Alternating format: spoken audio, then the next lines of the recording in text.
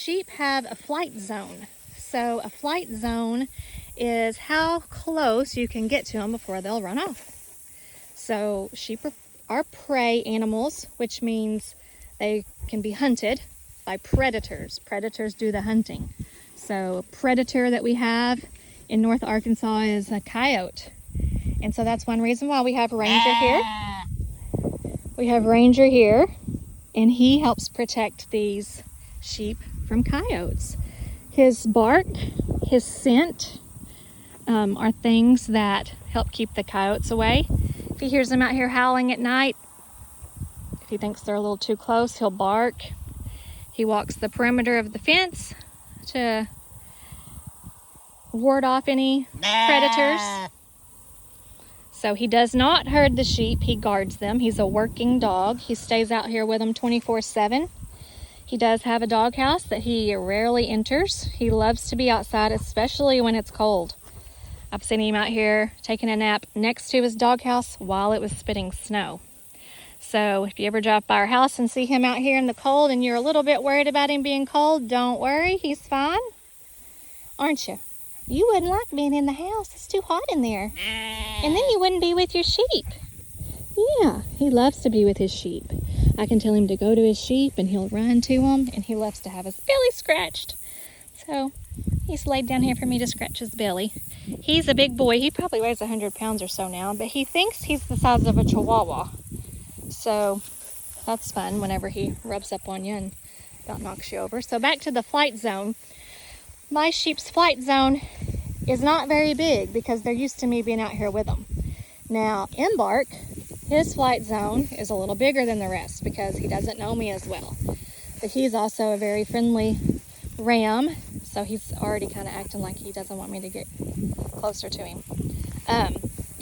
So their flight zone, they can see, they have vision where they can see all along the sides of their body on each side.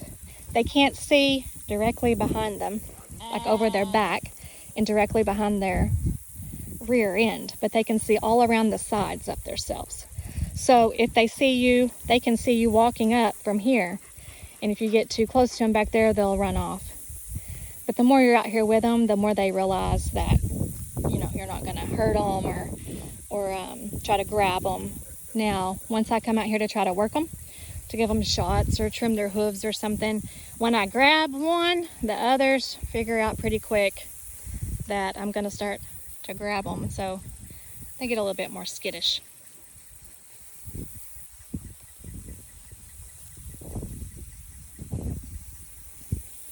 Hi, Patsy. This is Patsy. She's so sweet too. She was the smaller of the twins that Rhapsody had that I bottle fed. And she has some patches on her fleece.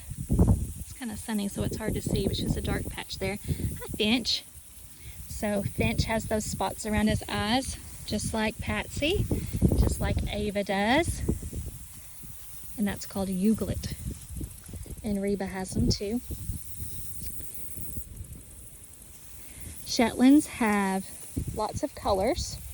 They can range from white to like an off-white and a cream color, to brown, to a medium brown, dark brown, to grays, light to dark gray, all the way to a black. And those are what we call their main colors. And then they can have 30 different markings. So the patches around their eyes, that's a marking. Having different colored legs than the body is a certain marking. There's different markings, and they all have the names, like the Scottish sounding names, like Euglet and Flecket, and those are the main ones I know, since those are the kind I have. And then the Morit color, that's like a Scottish sounding word, and Morit is brown. There's Imskit, which I think is a grayish, like maybe a bluish gray color. I have a chart. It's hard to remember them all, especially when you don't have them on your flock. I will, on my Google Classroom, I started a Google Classroom where I can upload documents for your teachers to get to show you about the sheep. And I will post some documents on there about their hooves, so you can see that. Something else I can tell you about their wool is their wool is a fine wool. It's used for hand spinning.